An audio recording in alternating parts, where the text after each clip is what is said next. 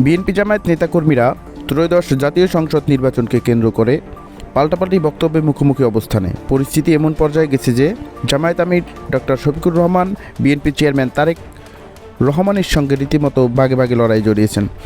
ভোটের প্রচারণাকে কেন্দ্র করে স্থানীয় পর্যায়ে দল দুটির কর্মীদের মধ্যে উত্তেজনা চলছে। এর মতো অবস্থায় প্রশ্ন উঠেছে, আগামী সরকার জামায়াত ও বিএনপির সম্পর্ক কেমন হবে। বিএনপি নির্বাচনী ইশতেহারে বলা হয়েছে, জনগণের ভোটে জয়ী হলে জাতীয় ঐকমত্যের সরকার গঠন করা হবে। ভবিষ্যতের জন্য নিরাপদ বিনিয়োগ না বিশ্বস্ত বিনিয়োগ, যেটাই পছন্দ করুন।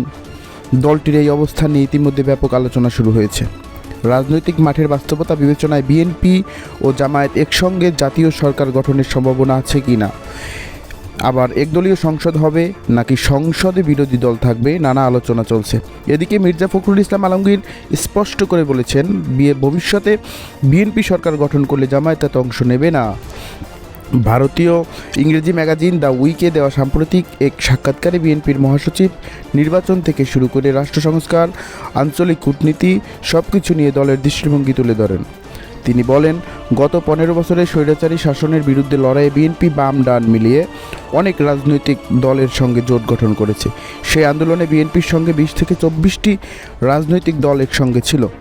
31 দফা সংস্কার কর্মসূচির ঘোষণার সময় স্পষ্ট করে বলা হয়েছে, সরকার গঠিত হলে তা হবে ঐক্যমতের সরকার, যেখানে বিএনপির সঙ্গে যে দলগুলোর গণতান্ত্রিক আন্দোলনে ছিল তারা অংশ নেবে। সেই প্রতিশ্রুতি এখনও বহাল আছে, কিন্তু যে দলগুলো সেই আন্দোলনে ছিল না তাদের সরকারে অন্তর্ভুক্ত করা হবে না। জামায়াত কি এই জাতীয় সরকারে থাকবে, এমন প্রশ্নের জবাবে ফখরুল বলেন, বিএনপির জামায়াতে ইসলামীর সঙ্গে কোনো চুক্তি নেই, সুতরাং তারা বিএনপির নেতৃত্বাধীন জাতীয় সরকারে অংশ নেবে না, এটাই ভাবছেন। এদিকে একই ম্যাগাজিনে দ্য উইকে দেয়া সাক্ষাৎকারে জামায়াত আমির দলের ভবিষ্যৎ রাজনৈতিক পরিকল্পনা, রাষ্ট্র পরিচালনা নীতি, নারী ও সংখ্যালঘুদের প্রতি দলের অবস্থান তুলে ধরেন।